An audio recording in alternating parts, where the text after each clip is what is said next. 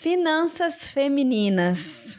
Ai, meu Deus, olha, só de falar isso já me dá um arrepio na espinha, porque já começa a vir um monte de crença negativa aqui pra mim. E isso daqui vai ser um bate-papo muito interessante, aqui no Pelo Amor de Deusas, com as minhas convidadas, e hoje uma convidada especial que vai nos ajudar aqui a discutir um pouquinho mais esse assunto, que é a Dani, né, que ela ajudou a Flávia, me ajudou, te ajudou também, né, Dri? Então, ela conhece um pouquinho aqui da nossa história e vem contribuir com quem está aqui nos ouvindo neste momento. Então, vou pedir para vocês se apresentarem para quem está chegando agora. Bom, boa tarde, né? Eu sou a Dani Magrini, sou planejadora financeira e consultora de negócios, atuo nessa área de finanças já há 17 anos, né? Estou aí no mercado com parte de empresas aí desde os meus 14 anos, mas, né, há 4 anos atrás eu decidi cuidar de mulheres, foi o primeiro momento aí, né, mulheres principalmente divorciadas, né, acho que a Adri não sabe dessa parte, mas é uma novidade aí para você. E comecei a trabalhar com planejamento para ajudar mulheres a ter um pouco mais de empoderamento no sentido de cuidar do seu próprio dinheiro e sair de relacionamentos abusivos, né? A ideia era começar com esse público. Acabou que ele migrou um pouquinho, passou muito ali próximo dos profissionais da área da saúde, mas ainda assim, né, tem um início ali nesse lugar. E atuo aí, né, como planejadora financeira e consultora de negócios, né? É um desafio, é algo que eu gosto bastante. Ah, legal, legal. E a Flá, quer se apresentar, Flá? Sou a Flávia, sou médica, ginecologista e a organização das finanças é importante para todas, né? Então, é uma coisa que todo mundo deveria saber, devia ser matéria obrigatória no colégio, né? A gente deveria sair com noções básicas de finanças e planejamento financeiro. Mas, Concordo. já que a gente não sai, depois a gente corre atrás. É isso aí, né? isso aí. E daí vamos contribuir aí com o que a gente já foi adquirindo de experiência aí nesse processo. Sim, e a Adri também. Eu sou Adriana, psicoterapeuta, trabalho com mulheres. A Dani já faz parte aí da minha história há um tempo. Né, tenho percebido o quanto que ela tem ajudado algumas mulheres que passam lá por mim também, né? Então, eu sinto que esse tema é urgente. Acho que as mulheres precisam realmente ter maior clareza no que diz respeito às finanças dela e no relacionamento também. Sim, né? E quando a gente coloca finanças, eu acho que como muitos dos temas que a gente traz aqui são muito amplos, né? Mas eu acho que para a gente iniciar, por que é tão importante a mulher ter conhecimento sobre as finanças e assumir essa sua parcela de responsabilidade? Bom, acho que para a gente começar a falar, né, sobre a questão da mulher na sociedade, principalmente falando de dinheiro, né, desde lá, né, dos nossos primórdios, ficou muita responsabilidade no homem, né, de ser o provedor, né, de buscar lá, fazer a caça, levar para a família, né, então ficou muito essa figura ali, só que a mulher também tinha suas responsabilidades, né, ali de prover outras coisas dentro do âmbito familiar.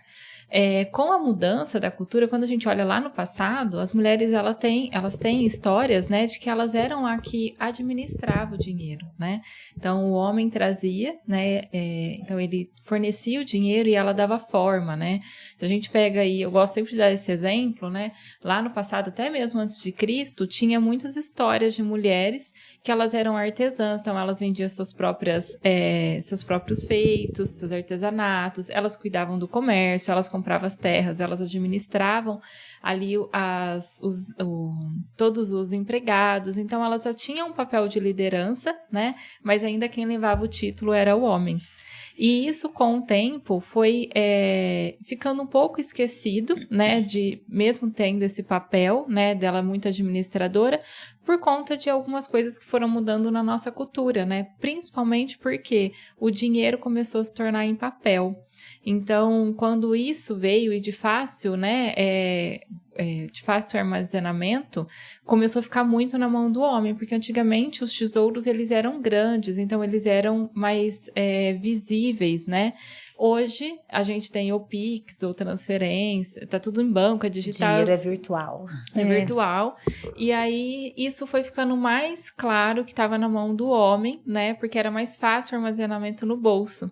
Então, a gente, no meio do caminho, se perdeu ali, né, quanto a, será que a mulher administra mesmo ou não, né? Então, isso foi mudando ao longo. Então, se a gente olha o passado, tem um olhar da mulher muito administradora, né? Mas ele foi se perdendo aí ao longo dos anos, principalmente quando mudou a moeda, né? Quando a gente passou aí para moedas menores.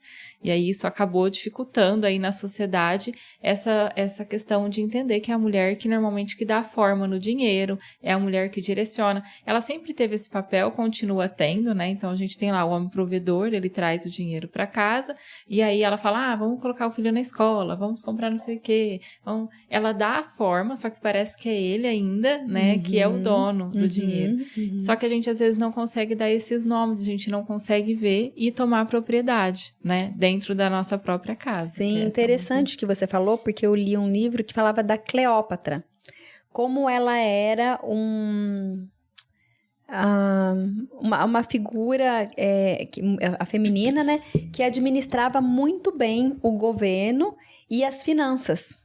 Então, ela tinha uma capacidade de gerenciamento das finanças impressionante. Então, realmente, né, em algum momento, tudo isso se perdeu. Se perdeu. E a gente tem a questão da Revolução Industrial também, porque antes era bem isso, era o homem que trazia. Com a Revolução Industrial, a mulher também vai para o mercado de trabalho. E daí, ela passa a ser parte da renda familiar também. Né? Só que, nesse lugar... secundário, né? Em que, na verdade, ela passa a ser parte da renda, mas complementar. Isso. Exatamente. Tem essa questão vocês falando me lembra muito do que eu ouço, assim, né? Que às vezes a mulher vai para o mercado de trabalho para ajudar em casa. Não é algo de uma complementação no sentido de que ainda não é domínio dela total, né? Assim, da parte dela, né? Exato. E aí o fato de não ser, né, a gente ter essa crença de que a mulher complementa, de que ela não é a provedora principal, a gente começa sempre a se colocar num lugar, né, de que não somos importantes, de que dinheiro não é para mim, que eu não posso ser próspera profissionalmente, e a gente carrega muito isso, né, às vezes você vê um relacionamento onde o homem tem uma renda menor que a mulher, tem conflito, não tem jeito. É isso que eu ia falar. Hoje eu conheço muitas mulheres que a renda dela é a principal da casa. Exato. E como essa inversão, né, do costume gera outros conflitos. E, na verdade, assim, independente de homens ou mulheres, a gente não tem esse aprendizado mesmo de lidar com dinheiro. Eu vejo isso, eu dou aula para médicos e médicas e, no final, eu sempre faço uma conversa sobre alguns aspectos financeiros mesmo, de dia a dia de consultório. E eu falo, a gente não aprende isso na faculdade e se você pergunta numa sala dando aula, se as pessoas sabem responder quanto elas ganham por hora, uma questão muito simples, quanto eu ganho por hora? As pessoas não sabem responder. Não sabem. E essa seria uma pergunta básica quando eu penso no gerenciamento do meu negócio. Então, meu consultório é o meu negócio. Essa é uma pergunta básica. Então, eu trabalho em torno de tantas horas por mês, eu recebo X, né? X dividido pelo esse número de horas, eu tenho quanto eu ganho por hora. E se eu sei quanto eu ganho por hora, eu posso ver quanto que eu vou precificar meu trabalho, se um procedimento X ou Y que eu faço está valendo a pena, porque às vezes eu estou dando muito valor para uma coisa que me paga muito pouco. Sim. Quando eu penso nela em termos do tempo que ela me custa. E tem coisa que eu acho que tá me pagando muito mal e, na verdade, tá me pagando muito bem, porque eu faço aquilo em 5 minutos, né? E essa é uma conta que a gente, enquanto pessoas, enquanto profissionais, a gente não aprende a fazer. Uhum. E essa conta era a básica, a inicial que a gente deveria ter. Quanto eu ganho por hora? A partir daí, eu vou começar a raciocinar o resto. E a gente não aprende isso coletivamente. Nem os homens não sabem responder essa pergunta. Uhum. Eu costumo dizer que falar de dinheiro é igual falar de sexo, né? As pessoas não querem falar, não falam, maior tabu, ninguém, né? A gente não senta para falar. Mais uma série aqui. Mais uma série. Eles não sentam para falar de dinheiro. Dentro da casa, as pessoas não falam de dinheiro, né? Então, É como se o dinheiro fosse sujo. como se ele fosse sujo. E tem essa crença, E tem né, esse Dani? lado. Tem essa crença. Tem. Essa questão do dinheiro ser sujo, né? Teve uma vez me contaram uma história que o filho falou assim: ai, pai, não põe a mão nesse dinheiro, não, ele é sujo. Ah, é sujo? Então peraí, ele colocou na boca, né? Aí ela ficou assim, pai, não pode. Ele falou assim, é sujo? Então peraí, eu vou comer então, pra você aprender que dinheiro não é sujo, a gente trabalha, né? Sujo seria se a gente estivesse roubando, né? E a gente vem muito de uma crença de que dinheiro é sujo, de que dinheiro, quem tem dinheiro são pessoas egoístas, pessoas ruins, pessoas... Isso vem lá da época dos nossos escravos, né? Porque, quem tinha muito dinheiro, normalmente tinha escravos, ou seja, essas pessoas abusavam de outras, batiam em outras, negavam uma melhor condição de vida. Então, tudo isso são crenças que vêm trazendo lá de trás sobre o que é o dinheiro, E realmente. a gente volta para ancestralidade. Nossa, pensei isso agora. Pensei agora, preciso constelar. Não, e tem essa questão também, assim, um tanto quanto religiosa, né? Porque a gente vê algumas frases, né? Sim. Como é mais fácil um rico Entrar nos passar céus pelo- do que um passar camelo, pela- um rico na... Como que é? É mais fácil Não. um camelo passar num vão de uma agulha do Isso, que um rico um rico entrar no reino dos céus.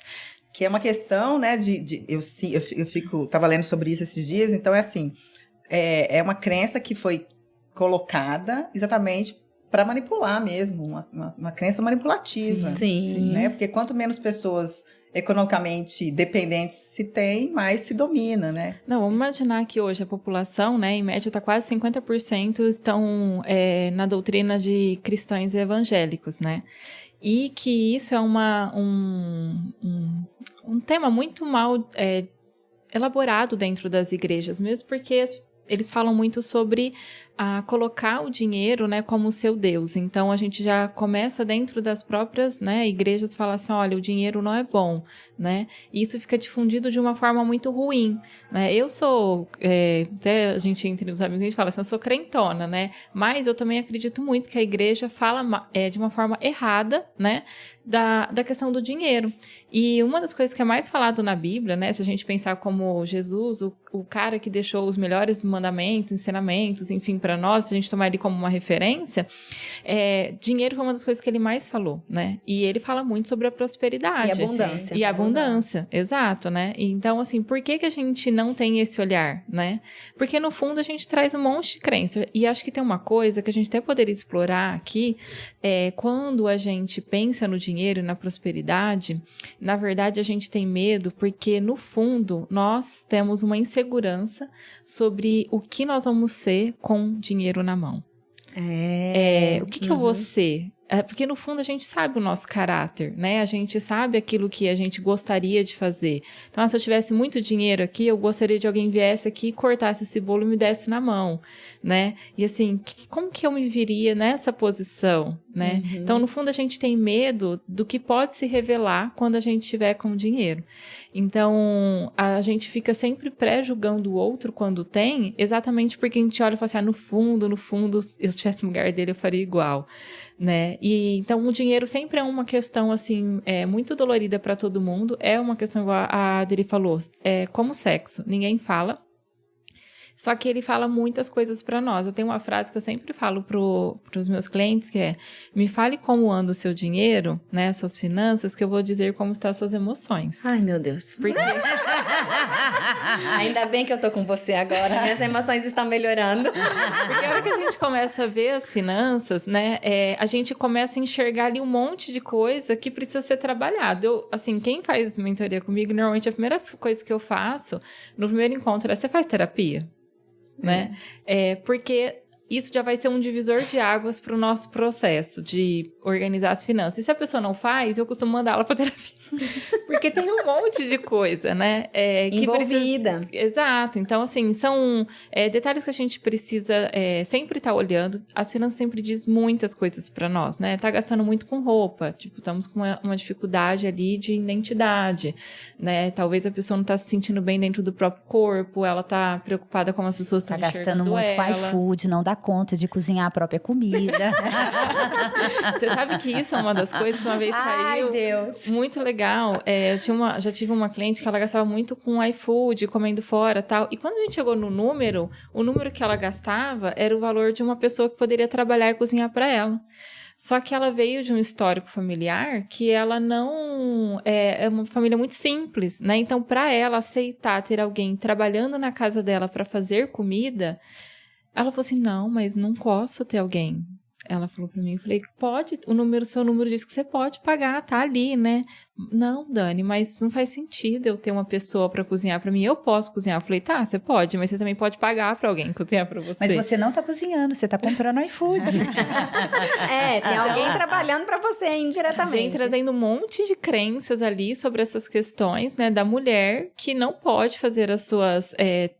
usufruir, né, do trabalho dela como se, eu não posso pagar para alguém, porque que abuso seria eu estar aqui sentada no meu sofá enquanto alguém está fazendo para mim, né? E é tão interessante isso, né, porque se a gente for pensar na visão de que se a gente tem alguém que está cozinhando para a gente está também investindo no outro e dessa forma fazendo o dinheiro girar, dando emprego e tudo mais, né? Olha só como que a gente fica presa numa crença que ela limita a gente e que impede da gente ampliar, porque, na verdade, já está dando emprego para outra pessoa. Exato. Ela está contribuindo com o universo. Agora, fazer um relato, Dani, né?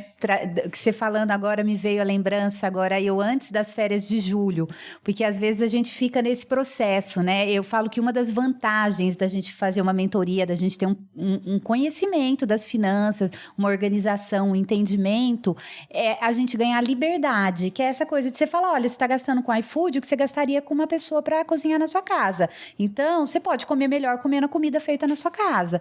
E agora, quando foi para tirar férias, eu fiquei naquela, nossa, mas será que eu posso tirar férias? Será que eu posso me dar o direito de tirar 7 dias? Mas, nossa, eu não tenho nenhum parto nesse período, vou gastar dinheiro com as férias, será que não vai faltar? Será? Daí eu falei, calma, peraí, a Dani me ensinou. Fui lá, peguei minha planilha e falei, tô louca, porque minhas contas estão pagas todas até setembro, eu posso tirar férias. Eu lembro desse episódio, eu falei pra Dani, posso tirar férias. Igual a Flávia. Eu falei, eu posso tirar férias, minhas contas estão pagas e eu vou ficar só 7 dias sem trabalhar, os outros eu vou trabalhar, então ainda vai estar tendo entrada. Ou seja, é loucura eu achar que eu não tenho o direito de tirar férias. Isso é uma crença limitante minha. Porque eu tenho condições de tirar férias. Eu posso pagar as férias e eu posso ficar 7 dias sem trabalhar, horas bolas. Sim. Mas isso afinal, eu trabalho pra quê? Né? Mas isso foi um processo que ter feito a mentoria financeira, ter aprendido a olhar para as minhas finanças, que me permitiu chegar nesse lugar. Permitiu de falar, uma liberdade. Eu posso, né? E isso eu acho que às vezes é a grande sacada desses processos, é a gente aprender a olhar, poder entender, né? Aquele tanto de número que às vezes a gente olha e fala, nossa, a minha conta vai comer todo o dinheiro, né? De repente. Eu não sei ler os números, é uma dificuldade para mim. Né? Eu já não sou da exatas, por isso que eu vim para outra área, mas assim, ler ali, eu falo, eu leio tudo, eu leio o que eu quero ler. Entendeu? Então assim, vamos viajar? Vamos. Eu vou ganhar mais pra frente. Como disse eu não meu pai, vou porque eu fico achando que vai faltar. Você vai, seja o que Deus quiser, né? Feliz e vou. Um dia eu pago. E o meu pai falou assim, não, dinheiro, trabalha mais, a gente ganha. Né? Então, depois eu trabalho mais, a gente ganha. Outra crença. Né? Eu não posso planejar e, né? Não, eu vou. E esse é meu lema, então eu só vou. Eu não posso ir tranquila, realmente curtindo, pois né? Olha que liberdade maravilhosa. Eu ia curtir muito mais as férias. E essa questão de saber das finanças, né? É autoconhecimento. É autoconhecimento. Porque quando você tem clareza, né? Que é trazer de novo, né? O mesmo processo da sexualidade. Olha como que a coisa vai junto, né? Sim. Trazer para clareza. Aí você traz, olha e fala, ok, então agora eu tenho como fazer escolhas mais conscientes. Né, que eu acho que a grande questão, né, também dessa importância de ter essa clareza é fazer escolhas conscientes e aproveitar essa liberdade. Mas liberdade é uma outra coisa que a gente não aprendeu também. Exato. Né? Porque vem lá do passado, né? Que a gente é descendente de escravo, né? Que a gente vem de uma cultura de que quem não tem dinheiro tem que trabalhar muito, que tem que fazer por merecer, né? Isso é o que mais aparece nos consultórios. Sim, essa semana eu ouvi na rádio, eu não sei se foi alguma live, alguma coisa que eu estava assistindo, alguma palestra, sei lá o que foi, que falou que a escravidão são poucos anos que ela acabou no Brasil.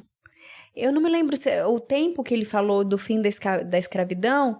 Eu falei, gente, tipo, é muito pouco tempo. É muito pouco tempo. É muito pouco tempo. Eu achava, a minha percepção é que a escravidão era uma coisa muito distante. E não é tão distante assim, né? Então, assim, lógico que a gente tá colhendo os frutos disso ainda, né? Porque não é tão longe assim. Exato, é muito próximo, né? E aí, no meio de todo esse processo da escravidão, a gente comentou aqui sobre o conhecimento, né? Tem uma frase que eu gosto bastante, na verdade, é um versículo que fala assim, conheceis a verdade e a verdade vos libertará, né? Quando a gente olha para o dinheiro e a gente vê os números e fala assim, não, eu posso isso, cara, você vai sem medo, né?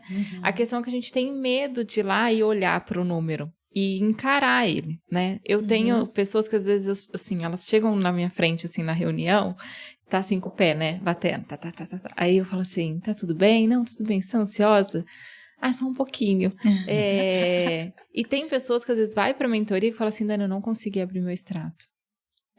Tem dificuldade de abrir mesmo, né? Eu já tive pessoas que não conseguiu ir no banco, pediu acesso e nunca olhou a fatura. 2 anos usando cartão de crédito, simplesmente olhava só o número e pagava. Né? Eu morria de medo de abrir minha conta. Exato, porque começa, assim, ali, na verdade, tá os nossos fantasmas, os nossos monstros, né? Essa é a verdade, assim, o dinheiro esconde muito do que a gente é. É por isso que ele não é falado. Se eu chegar e falar assim, ó, eu tenho hoje um faturamento, eu tenho uma renda de R$2.000. Todo mundo vai me olhar e falar assim, como assim a mentora financeira ganha só R$2.000? Né? Isso já diz muito sobre mim. Sim. Então, o seu dinheiro, a forma como você gasta, diz muito sobre nós, né? E a gente tem uma questão também, que a gente tem o hábito, quando a gente é muito próspero, né, com a nossa vida profissional, a gente começa também a esconder a prosperidade. A gente não esconde só o que a gente, às vezes, paga ou gasta errado, a gente esconde a prosperidade, né? Eu já tive vários casos, assim, de pessoas que ela é próspera, ela não sabe o quanto que ela ganha, aí chega falando assim, Dani, eu ganho R$5.000 por mês. Ainda mais profissional da área da saúde, que ganha muito variável, né? Aquele CLT que tem todo mês salário, né? Aí você vai pegar para fazer os últimos 3 meses, às vezes a pessoa ganha 3 vezes mais do que ela realmente fala, né? Do que ela acha. E aí, quando a gente começa a perceber, a pessoa, ela começa a esconder a prosperidade dela em coisas pequenas. Dela mesma, ela esconde. Dela mesma. Por exemplo, nessa questão até mesmo familiar, né? Tô ganhando mais do que minha mãe. Né? Isso é uma dor para as pessoas, né? Elas têm dificuldade de aceitar que elas, principalmente a nossa geração, né, tem uma dificuldade de aceitar. Os nossos pais trabalharam para isso, né? Eles se mataram para trabalhar, muitos se dedicaram muito, o máximo que puderam para colocar a gente numa escola melhor, né? E aí quando a gente vai colher os frutos, a gente não se sente merecedor. E aí de repente eu me pego numa situação, tô ganhando, sei lá, 20 mil e os meus pais a vida inteira ganharam 5 e moram numa casinha super simples. E aí eu não me sinto no direito de morar numa casa que compete a minha renda hoje. Já me dá falta de ar. Não, isso parece que não é real, mas eu vivi e vivo essa história que você está contando, né? Porque e aí com o tempo, né, com essa questão do autoconhecimento, a própria constelação, né, e eu fui aprendendo que onde eu estou honrando os meus pais. Não é o contrário, não é humilhação, Exato. É honra. Mas isso é um processo que a gente vai, né, caminhando, né, e chegando nesse ponto de que eles trabalharam tanto para eu chegar onde eu cheguei, então eu posso ir mais longe porque isso é uma honra. E eles vão ficar felizes em nos ver e ver a gente mais longe. Porque a crença é nossa. A crença é nossa. E isso é limitante, porque uma outra coisa que eu percebo também na questão das finanças é o quanto que a desordem na situação financeira pode escravizar. Sim. E escravizar não é assim, por exemplo, não sei quanto que eu ganho, então, na verdade, ou eu não viajo, ou eu gasto demais, mas eu também eu tenho pacientes assim, que vão trabalhando e não, mas eu preciso ganhar dinheiro. Aí um dia eu faço uma pergunta, você precisa ganhar dinheiro para quê? Que é uma pergunta que vocês fez para mim lá atrás. Para que você precisa ganhar? Para que você quer? Para que você precisa? Eu não sei. A pessoa não sabe para que ela precisa ganhar, né? Então, ela começa a trabalhar, daqui a pouco ela está sem dormir, pegou lá não sei quantos plantões, que é muito comum, muito, e começa, daqui a pouco perde a saúde, perde o marido, perde o filho, e continua naquele looping. Porque, na verdade... Automático, porque não olhou, né? Não trouxe pra tona o que tem de muito bom também. E daí vem a questão que o dinheiro é energia, né? Se a gente for ter esse olhar um pouco ampliado, o dinheiro é muito mais do que o número que está escrito ali na nota ou no extrato ou onde for, né? Ele é uma energia, né? Ele é uma energia e a gente, às vezes, não dá esse valor para o dinheiro e a gente deveria dar, né? Ele é uma energia. Então, você tem que ter um equilíbrio na questão do dar e receber. Se eu fico querendo segurar esse dinheiro, se eu fico querendo reter, ele também vai vir retido para mim. Sim. Né? Quanto mais né, eu tiver uma responsabilidade realmente sobre aquele dinheiro, quanto mais eu cuidar dele, né, como é devido, mais isso também vai se refletir na minha vida. E quanto mais eu lidar com o dinheiro de uma forma, né, desorganizada, irresponsável, né, sem um equilíbrio, mais isso vai refletir na minha vida. Não, né? com Então, certeza. ele é uma energia antes de tudo, né? Então, a gente tem que ter esse equilíbrio, né? E eu, antes de começar com a Dani, eu sempre busquei isso, porque eu sei que é uma dificuldade muito grande minha. Então, eu sempre li e tentei estudar, enfim, procurei outros profissionais, sempre estava nesse movimento. E em um livro que eu li, ele falava assim, o que você sente quando chega a fatura do cartão de crédito? Né? Então, isso diz muito. Então, quando chegava, eu tinha medo de abrir, eu escondia, eu não queria ver, né? E até chegar o dia de pagar.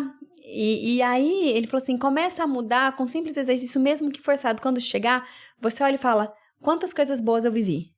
E quantas coisas boas eu posso pagar agora? Né? Então, essa mudança da energia... Por exemplo, você pensa na questão de o próprio precificar.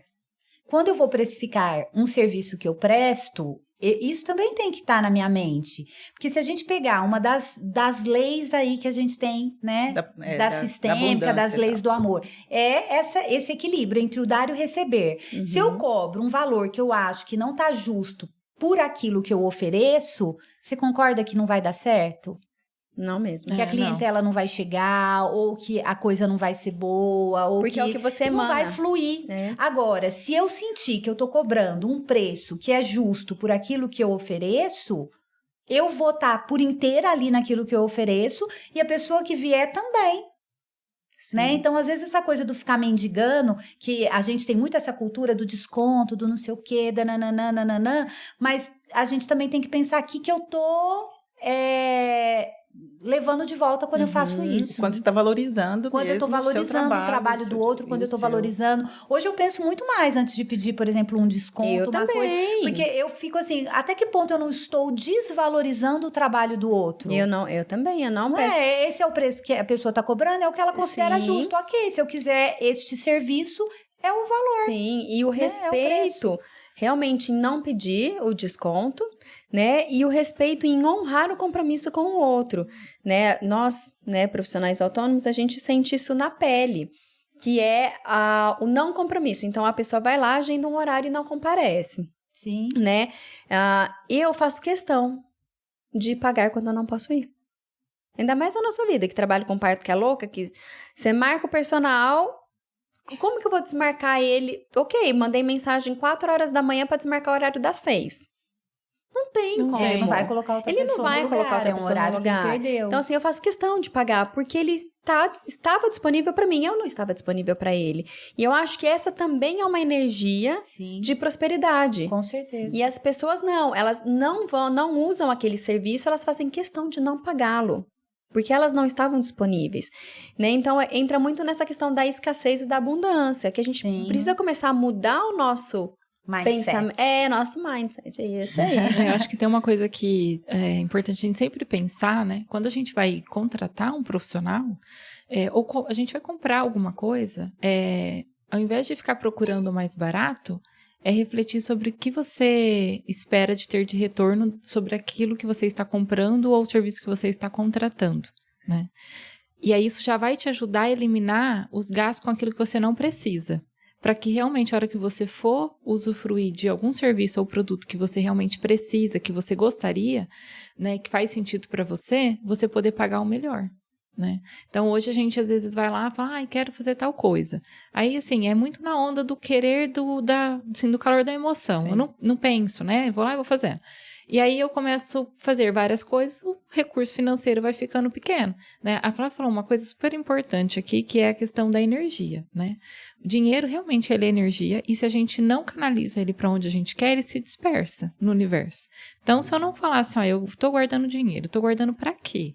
Eu estou guardando para alcançar a minha liberdade financeira, que é, eu quero a qualquer momento do mês falar, eu não vou atender durante uma semana para que eu possa viajar com a minha família. Porque hora que eu for viajar, eu tenho uma reserva de emergência que cumpre ali, vai cobrir todos os meus custos desse período que eu deixei de ser produtiva, né, diretamente. Porque, na verdade, com certeza, a Flávia foi muito mais produtiva no retorno dela. Que o descanso, né, aumenta a nossa produtividade. Então, quando a gente fala do dinheiro, se eu não canalizo ele para algum lugar, isso é muito claro para mim quando eu faço atendimento para profissionais da área da saúde, principalmente médicos, né? Os médicos que estão lá de plantão. Eles chegam sempre com uma demanda, né? Dani, nossa, eu não aguento mais trabalhar, trabalho demais, né? Tô cheio de coisa para fazer e, assim, tem que estudar para residência, e tô fazendo plantão e quero parar com essa vida louca, tal. Tá. Ok, mas o que a gente espera disso, né? Então, vamos definir. A gente precisa colocar um tempo, né? Que a gente vai ficar destinado a fazer plantão para ir para a residência, para depois fazer, terminar a especialização e seguir, né? Se a gente deixa sem um planejamento de tempo, quanto tempo eu vou fazer plantão? Vai ser 1 ano. Esse 1 ano eu vou guardar dinheiro para depois eu fazer minha residência tranquilo, né? Não, se eu deixo ao ar livre, eu começo a ficar com outras demandas que vão aparecendo no dia a dia, porque eu joguei pro universo que, assim, eu quero fazer residência em algum dia. O universo está entendendo que é, 2050 e tá tudo certo pro universo, né? Porque já tem alguém que falou assim, eu quero fazer agora. Então, a pessoa vai ser alocada ali agora. Que era peça direito? Como é que é a passagem da Bíblia lá que você falou? Pedides e pedides mal, né? Jesus fala isso, né? Mas tem uma coisa que eu gosto muito, que, assim, é muito ligado com os coaches, né? Que é um versículo bíblico que fala, tudo que for testificado na terra será testificado no céu. Por isso que a gente tem que escrever, né? Porque, assim, eu preciso olhar para aquilo, Gente, eu ainda tenho muito que evoluir. Por isso que eu tô falando, gente, pelo amor de Deus, é só crescimento, porque eu tô aqui pensando. Já vou pegar meu caderninho esse fim de semana. Gente, isso é muito real, assim. Quando a gente pega, né, eu não gosto de falar bem nem mal, assim, mas quando tem gente que é contra os coaches, os terapeutas é contra enfim, é uma briga. Mas, no fundo, então, beleza. Então, não tem nenhum que tá certo. Vamos olhar, então, lá no passado, alguém já falou isso, e ponto. E funcionou, né? Tanto funcionou que Moisés foi lá, escreveu na placa lá, e estão até hoje falando dos 10 mandamentos, e, tipo assim, até hoje isso influencia na nossa vida. Então, tudo que é testificado na Terra, gente, vai fluir, né? Então, vamos usar essa energia a nosso favor. Então, coloca lá as metas, né? Acho que até expondo um pouquinho aqui a Flávia, mas a Flávia, ela chegou muito bem resolvida, né, na mentoria, a pessoa já passava por terapia, né? Outro nível, né? Outro nível, ultimamente eu estou fazendo assim, ó, com as amizades. Faz terapia? Não dá pra ser meu amigo. Mas, assim, quando a gente já sabe, né, a gente se conhece. A dele falou muito sobre isso, sobre conhecer a si mesmo, né? Quando a gente se conhece, a gente já entende o que a gente quer e o que não quer. A partir disso, a gente precisa, então, direcionar sobre aquilo que a gente quer e quantificar, né? A gente tem que monetizar os nossos sonhos. Eu quero ter a liberdade de tirar férias com os meus filhos a hora que eu quiser, né? E aí, a gente vai e organiza para que isso aconteça. A reserva de emergência está aí para isso. A hora que a Flávia comentou, né, ela trouxe o exemplo, ela falou, a gente estava lá preocupada se eu tirava férias ou não, se eu podia. Eu olhei para os outros e falei, não, eu posso, né? E a gente... Assim, isso foi um exemplo bem legal para mostrar para nós que mesmo fazendo, né, o processo da mentoria, a gente tem que estar sempre atento e olhando para os números para a gente não voltar para o lugar, porque, assim... Da onde a gente saiu. É igual aqueles casos, né? Normalmente quem vive muito tempo aprisionado, por mais que ganhe a liberdade, hora que menos se percebe tá voltando pro cativeiro de novo, né? Por quê? Porque a gente não se sente merecedora da liberdade, que a liberdade é essa, é o poder tomar a decisão, né? Não é sobre ficar rico, com a conta cheia de dinheiro. Seria ótimo se isso acontecesse, né? Mas isso também tem um peso muito grande. Então, a liberdade, ela é uma linha que é muito tênue ali com a riqueza, né? Mas o mais importante é eu poder escolher o momento de tomar a decisão. Tomar a decisão, eu não estou satisfeita com esse relacionamento, eu quero ir embora. E eu não vou prejudicar a vida dos meus filhos, né? Eu estou aqui nesse emprego, não estou satisfeita, eu não quero esperar alguém me mandar embora, eu passar esse processo da humilhação que a gente sabe que não é legal, né? Não é fácil, é doloroso, por mais que você queira, ainda é doloroso, né? Você poder falar assim, olha, muito bom, a gente viveu algo legal até aqui, mas eu quero ir embora, né? Então, a liberdade do emprego, a liberdade de falar assim, olha, gente, eu tô precisando de umas férias de todo mundo, né? Da família, de mim mesma, eu vou ficar um tempo fora. Então, a liberdade financeira, ela traz isso, né? A gente ter o poder da escolha. Né? E não é sobre eu poder comprar, passar, sei lá, 1 ano em Maldivas. Não é isso. Então, mesmo porque você ficar lá 1 ano em Maldivas, aí entra uma outra coisa, né? A gente vai ter que ficar sozinho com os pensamentos. Então... Outro desafio, né? É um ótimo desafio. E aí entra até quando eu falei, né, sobre a questão dos profissionais da área da saúde, né? Isso envolve todos, né? Não é só, mas aqui eles ficam bem evidentes, assim, que quando começa a organizar as finanças, né? Aí fala assim, não, ok, então agora não preciso fazer 60 horas de plantão. Posso fazer só 30. Aí, ok, então eu vou ficar em casa agora. O que eu vou fazer com esse tempo livre? Isso é muito interessante. Então, a liberdade financeira nos assusta porque, na verdade, a gente tem medo dos fantasmas que a gente encontra. Porque a gente vive numa cultura em que é bonito estar exausto, né? Que cultua a exaustão.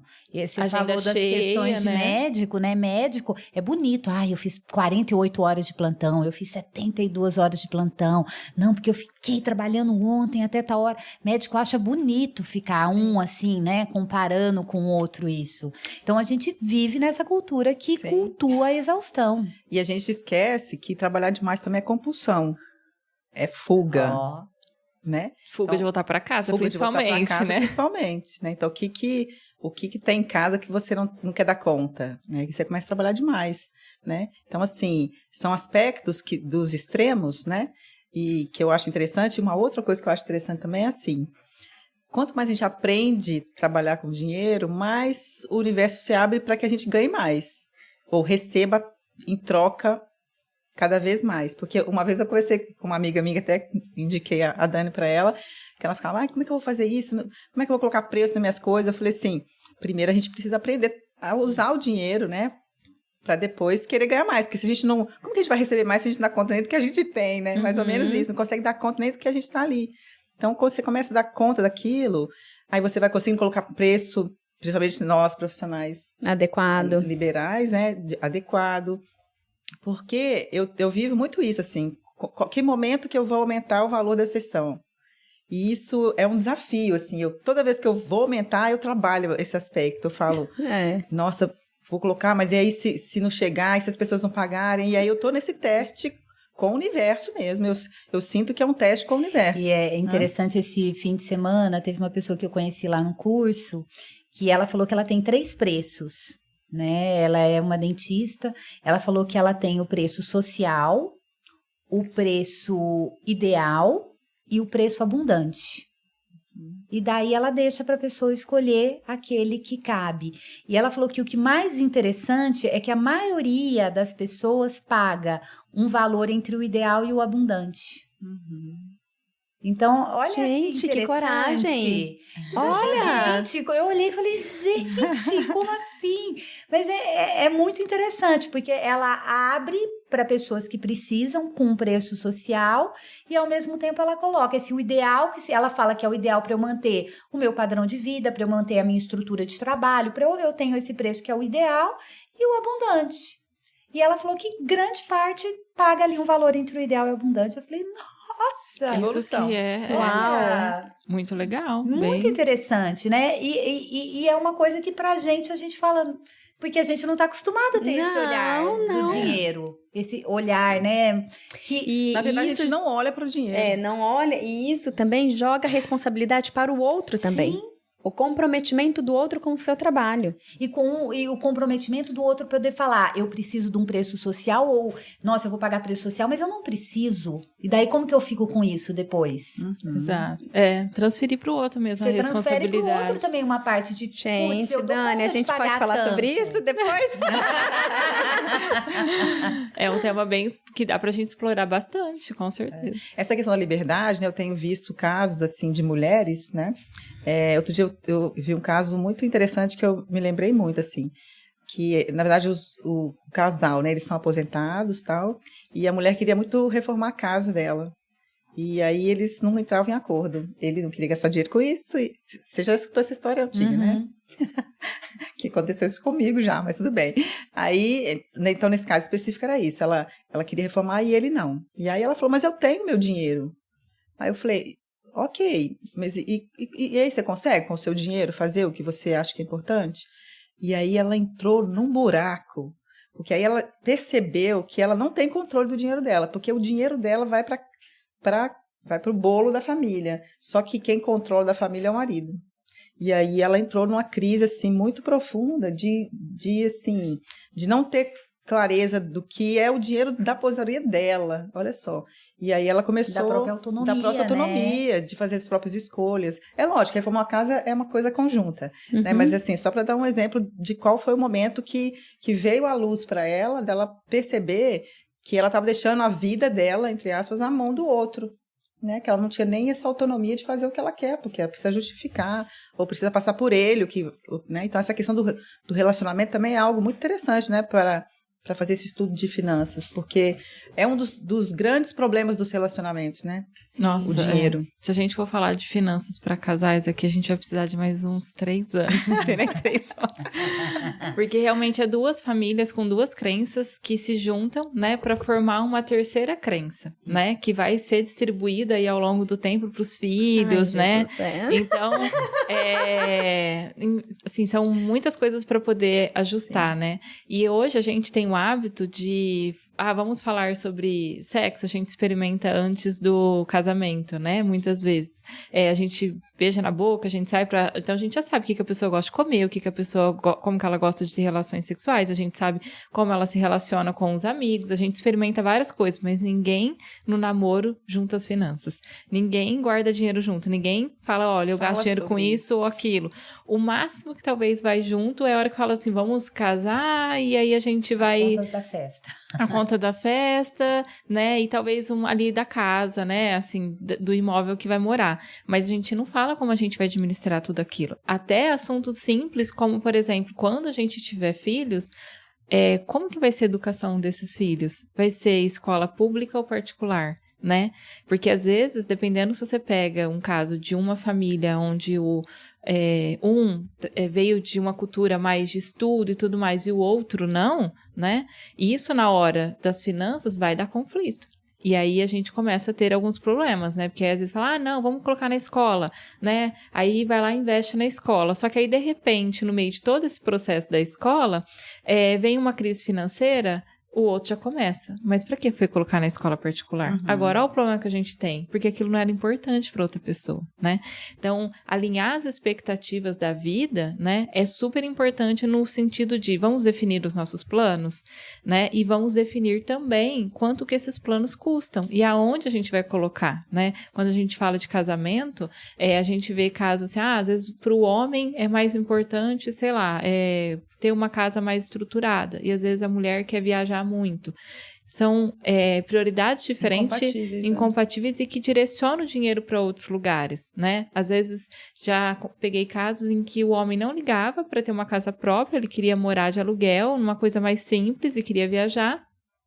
E a mulher queria muito uma casa própria, grande, para receber família e tudo mais. Só que inviabilizava o outro, as finanças deles, né, inviabilizavam um dos sonhos, e eles tiveram que tomar uma decisão, quem que a gente vai atender aqui, né, e infelizmente, se aí toma a decisão de fazer os dois, o dinheiro não vai, né, conseguir honrar, e é onde começa a vir as crises, né. Sugestão, façam também uma consultoria financeira pré-nupcial. Total. Combinados pré-nupciais, né, porque o dinheiro é um super assunto, mas se a gente for pensar, é tudo, né?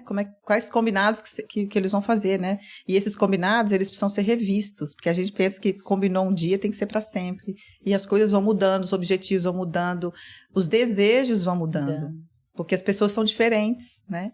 A gente muda, né? A gente com o processo, a gente começa a se interagir com outras pessoas, muda às vezes o trabalho, muda o ambiente e a gente vai mudando as nossas perspectivas de vida, né? E aí tem que ir reajustando. Um planejamento financeiro é um documento vivo, né? Hoje eu quero ir, sei lá, para tal lugar que me custa tanto, estou planejando para isso. De repente surgiu uma guerra naquele país, você não vai para lá, o que você vai fazer? Tem que mudar a rota. Então agora eu vou para outro lugar. Tudo muda de preço. Exato, né? Então, assim, a gente tem as intervenções, né, internas e externas, que a gente precisa olhar isso com um pouco de carinho, né, constantemente.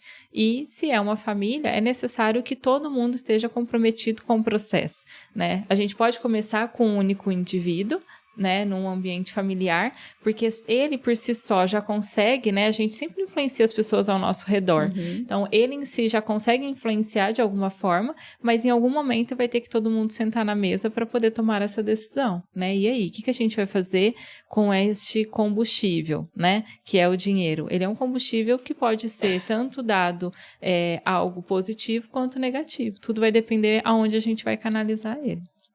Nossa, gente, é muita coisa. E realmente, agora me veio até anotei aqui um novo episódio, como é importante esse conhecimento. Então, quando a gente fala de dinheiro, né, aposto que quem está ouvindo aqui pensou que ia ser uma coisa e veio para uma outra reflexão aqui, né? O dinheiro, ele traz um autoconhecimento, um empoderamento dessa mulher e para a família, né? E como isso é forte. E para a família. E essa liberdade, né? A Dani está falando da questão de orientação para mulheres que estão em processo aí de separação. Eu acho que esse é um tema para mulheres que estão nessa situação, assim, muito importante, porque primeiro que ela vai revisitar lugares muito difíceis, né? Lugares que eu falo não só do relacionamento que está finalizando, mas pessoais. Por que ela chegou daquele jeito, por que ela veio, acreditou e teve essa crença no geral tem essa dependência financeira. Quando não tem dependência financeira, tem emocional que está misturada, que está ali meio que camuflada, mas no final das contas acha que é independente e na verdade não é, né? Então acho que trazer clareza, né, isso fortalece essas mulheres, porque aí elas podem seguir o caminho, né, de um jeito mais maduro, porque também, de novo, fazendo uma comparação com a sexualidade, dinheiro também é para adulto, não é para criança. Sim. Né? Quem consegue cuidar do dinheiro é um sinal de amadurecimento emocional também. Sim. Né? Então, é um convite para crescimento mesmo. É isso aí. Eu acho que fica aqui essa reflexão mesmo, né? Para que a gente possa olhar o dinheiro de outra forma e começar um passo diferente. Então, espero do fundo do meu coração que quem tem ouvido aqui o nosso episódio pense um pouquinho e coloque aí qual que é o próximo passo para você mudar aí essa relação com o dinheiro, pensando em tudo que vocês trouxeram aqui pra gente. É isso. Obrigada, viu, meninas? Obrigada. Eu agradeço, obrigada. Foi bom estar aqui com vocês. Nossa, foi muito bom. Muito bom.